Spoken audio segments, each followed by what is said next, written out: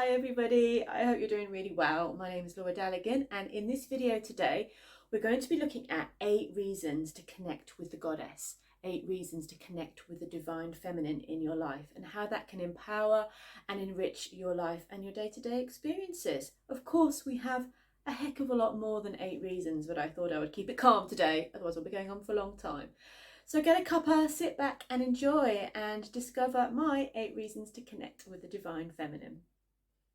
Reason 1. Connecting with the goddess gives us a huge sense of connectivity with the actual land around us. It gives us a sense of being present, being in our bodies, healing, and being really aware of the world around us. Because the original goddess is the Great Mother, is the land, is the earth. And as we connect with the earth, we connect with the goddess. As she gives birth to life and takes it as life ends, so we give birth to life and we release and we let go when things are over. Our lives are very cyclical, like that of the goddess, like that of the land. And so being in tune with the land, being in tune with the great goddess really, really helps us to be in tune with our own lives. We all get very distracted, and I am definitely the queen of that too.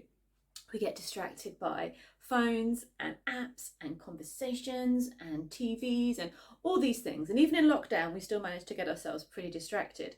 So being in tune with the land itself, being in tune with the goddess, with the energies of the land where you are, is absolutely essential for healing, for health, for well-being, and for empowerment. So think of the land where you live. Are there any parks, any sacred spaces, any trees, groves, sacred sites, stone circles? And really, really good to connect with are places like wells or waterfalls or rivers or streams. These places are going to be what your ancestors, what our ancestors had connected with, and connected a guardian female deity to. So particularly the streams and the wells. So by reconnecting with the sacred land in your area, you become immediately in tune not only with the world and your sacred landscape, but also with the path and the threads that the ancestors have been worshipping and bring offerings to and making wishes to for thousands and thousands of years. It doesn't have to be a known sacred site, but if you just have an area that you just feel drawn to, or maybe you want to make it sacred. Maybe there's some trees that you love sitting under in the summer, or kind of walking with a nice warm coffee in the winter. And you just want to go to those trees and honour them and make that a special connection. By doing that, you are honouring, connecting with the land, and also connecting with the goddess in her forms as Earth Mother, as Great Mother, and also as guardian of sacred spaces, tree spirits, water spirits. So this relationship that you can have with the land not only nurtures the land, because this is, we've forgotten that over the last few thousand years. Our ancestors would have connected with the land all the time, and we've kind of detached. So it re-invokes and re-energizes the connection with the land. It is good for the land, it is good for nature, and it is very, very, very good for our souls, for our lives. It enriches our sense of well-being and our place in the world. We become in our bodies, become present in this moment and in the magic of this moment, in the everyday bliss that surrounds us. So find your sacred space and connect with the great goddess of the earth. Reason 2 to connect with the goddess. The goddess is not only the great mother of the earth, she's also the maiden, the playful child, the rising sun, the first buds of spring. And no matter what age you are, we can all connect with the maiden, with the inner child, and inspire our lives with vitality and excitement. And I think that's really, really needed, especially if you're not in your maiden years, as it were. If you're a little bit older and you've been through life's washing machine, you've had your heart smashed a few times, you've dealt with some big trauma, and maybe some of the hopes and dreams that you had have not quite fallen into place yet. I say yet, always a yet, the way you would have wished. To be inspired, energized, and healed by the maiden and this hope and this spring-like energy is such a beautiful thing. There's goddesses like Bridget and Ostara and many, many more goddesses that are connected to the spring and the fertility and life and new energy. So By aligning and connecting with maiden goddesses or goddesses of the spring or the new dawn, it helps to inspire and bring a new light into your life. And at first, if we can have some resistance to that, maybe, no, I'm too serious, I've got too many very, very important things to do. But I don't know about you guys, but when I start playing, when I open up and I allow life to inspire me and to be, be in the flow, and like otters, otters hunt, or they learn to hunt by play. I find that when I let go of the reins a little bit, I find that a little bit hard. When I let go of the reins a little bit, when I begin to play and bring that new energy in, things start working out a heck of a lot better. So tuning in with the maiden energy, with this fresh new dawn energy, is not, just a fun thing to do. It can actually be the healing that we need, especially if we're going through a lot. So reconnecting with the maiden can remind us of what we loved as a child. What was our joy? What do we need to bring back from that time? And what have we hidden there that maybe could be brought back for healing, releasing, and for giving some air to? So working with the maiden energy is really, really beautiful and inspiring. And to be fair, the more you have resistance to it, the greater the treasure you're going to find when you connect with the beautiful maiden of the new dawn and the new spring, and every day, really. Number 3, wildness, connecting to the wild within and without. So within this reason, we need to get ourselves to somewhere a little bit wild. We need to get ourselves into the woods, into the forest, to a wild storm on the beach. This is like walking on the cliff tops, being in a place which is liminal, where you really feel the elements at play. Maybe actually also thinking of being under the full moon, being under the stars, listening to the animals in the night. All of these things will help us to realign and connect to our own inner wildness. There is a very sad energy that descends upon a being when they are contained and controlled and do not step outside of those boundaries. We need to connect with nature, we need to connect with the land, and to allow ourselves that wildness, to allow ourselves the joy of running unfettered in the woods with muddy feet. We need to maybe sing and dance and scream and howl and be around the fire as it roars and celebrate life in this very moment, to be very, very here, to be impolite, to be real, to be bloody, to be true. And there's so many myths that we connect with where we can really bring in the energy of the wild goddess, and in that way, of course, re-invoke our wildness within. It's going to be healthy. It's going to be amazing. It's going to make your relationships with everybody, especially yourself, better if you embrace a little or a little bit of that inner and outer wildness. 4, love. When we read about a lot of goddesses, we'll hear, oh yes, she was a goddess of love. Most of them. And you kind of think like, yeah, like there's a lot of other things that this goddess is doing. Totally gets ignored. She's a goddess of love. And this can give us a little bit of a chip on our shoulders about connecting with goddesses of love, because we kind of think, oh, that's what the woman gets if she's remotely attractive, if she ever looks at a guy or a girl, goddess of love. And yeah. But what we are going to do when we are connecting with the goddess of love is, absolutely connect with self-love. We're going to reclaim love for ourselves. We're going to not make love this kind of patriarchal gaze. We're going to have a time connecting with the love goddesses who will show us what self-love truly means, what being in a space of love truly means, how to love unconditionally, how to be connected to the source, and how to really enjoy love in our lives. So there are goddesses of love, and it's something that isn't to be shied away from, or it can be an aspect of a goddess that has many, many, many other facets. And because we get, maybe just me, maybe everyone's annoyed by this, but because we have been annoyed that you get any goddess in a story and it goes, oh, I love goddess, we sometimes want to push away that aspect. But actually, love is what makes the world go round. It is what opens the heart. It's what makes life worth living. The people, the beings, the creatures that you love, the things you love are what make life worthwhile. And so love is the greatest power and the greatest magic.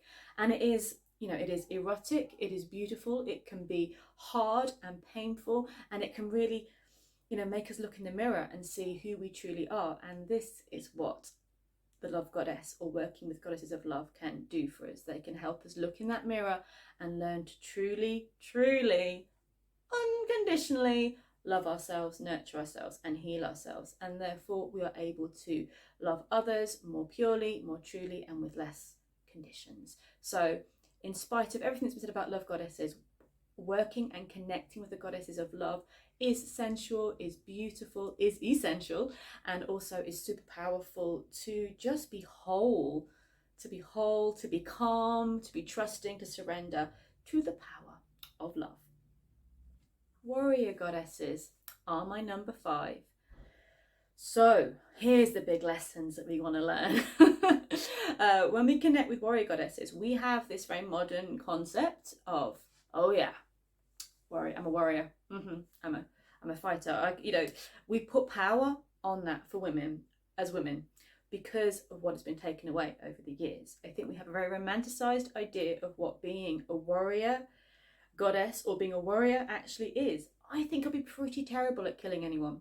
You'd be all glad to know that. I don't think I'd be good in a war. I think I'd be terrible, be terrible. So, but that doesn't mean that being a warrior isn't one of the most essential lessons that we can learn. This isn't about bloodbaths. This isn't about, romanticizing of what we're going to do. It's interesting to know where we put our power, where we think what we think is powerful, but that's for a whole other video. But connecting with the warrior within, wow, we need to be a warrior for so many reasons. We've been through these energies of the love goddess, so you know what you love, you know what you would protect, and you would protect by any means. If it's something that you love, you're going to protect it, isn't it? So with the warrior goddess, we know our boundaries, we know what is worth fighting for, how to stand up tall, how to stand up strong, how to be sovereign, how to be honorable, and how to get our voices heard in the world. So it's a very fascinating energy when we connect with the warrior goddess. And when I've ran Goddess Awakening over the years, my 8-week course, which I'll be telling you about a bit more in a second, when I've run it over the years, people get very excited about the Warrior Goddess Week.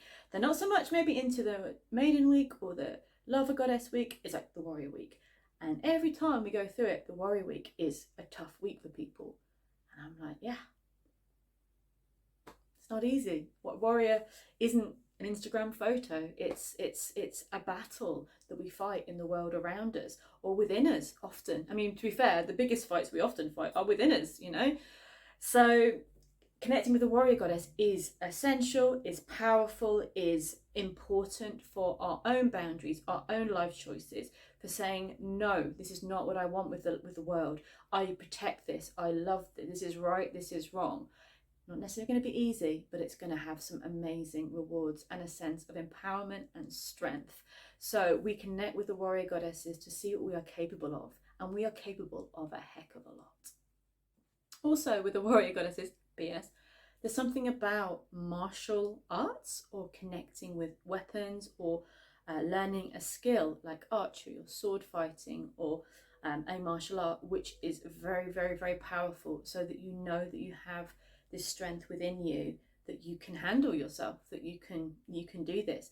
And that knowledge and that strength and that discipline really powerfully can affect how you show up in the world. So there is something very powerful about training when we are connecting with warrior goddesses. Number 6, polish your crown. We're looking at queen goddesses. So let's queen it up.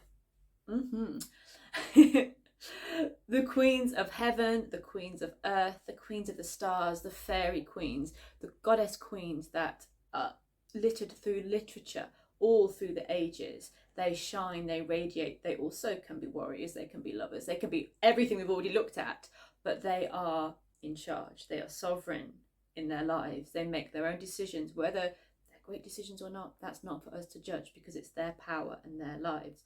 So when we connect with the queen goddess, it's time to stand up tall, to walk down the supermarket aisles like you were the queen of the world in your own world, and to really learn to respect yourself and to respect the power that lies within and that lies with the goddesses.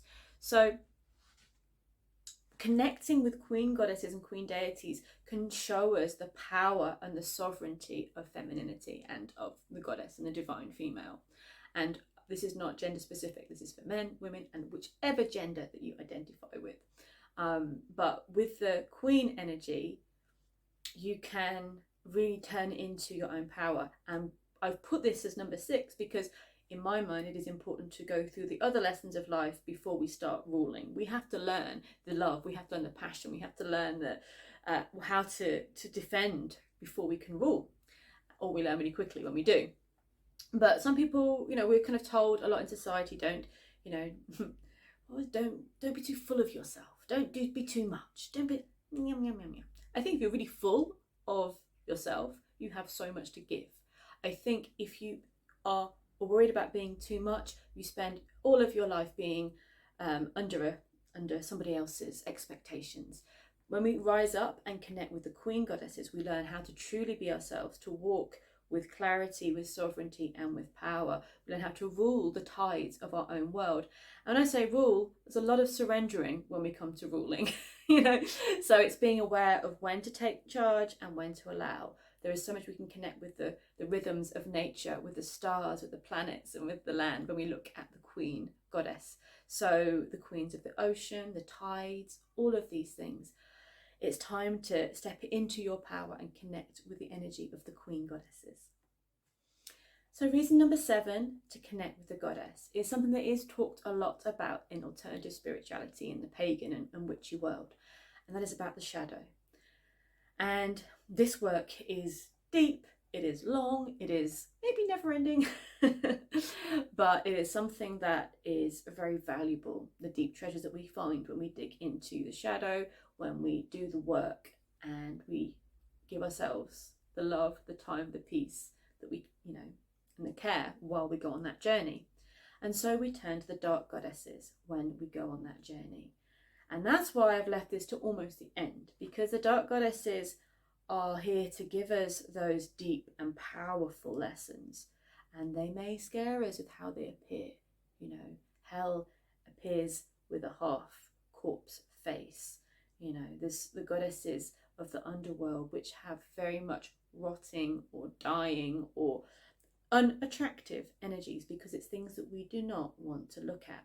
And it's the things we don't want to look at that will come to us when we connect with the dark goddess. So why would we want to do that?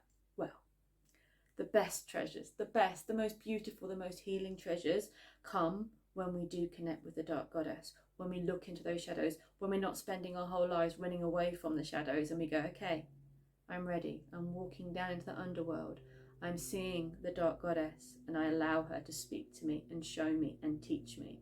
And we may cry a lot, we may go through bliss, it can be an absolute relief, but it's always going to bring the most powerful treasures. So yes, reason number 7 is that we can connect with that which we shun from the light and that which holds our deepest power and healing, and that is the dark goddess. And reason number 8, and one of my favourites, we are going to reclaim age. We are going to look with the crone goddesses, with the wise women, those that have in the last few hundred years been cast out of our mind and put to one side, been called witches, been made in stories to be untrustworthy, to be malicious and bitter. But before those stories and fairy tales, we knew them as something different. We knew them as medicine women. We knew them as the crones with the stories, the weavers, the web, those who had experienced so much and could share their magic and wisdom with us. Those that are facing the end of their mortal lives but have one foot in the other world and a twinkle in their eye. So with reason number 8, we can reclaim age safely, powerfully, beautifully, and know the wisdom of the crone runs through our bones. So sit around the fire and listen to her tales, because she has some beauty, some advice, and some guidance that can be very grounding, supporting, and hilarious sometimes to listen to. But it helps us weave the webs of our own lives and our own fates if we connect with the wise women, the crones, the healers. And we stop fearing that which is old, and we stop listening to the tales that tell us that it can't be trusted.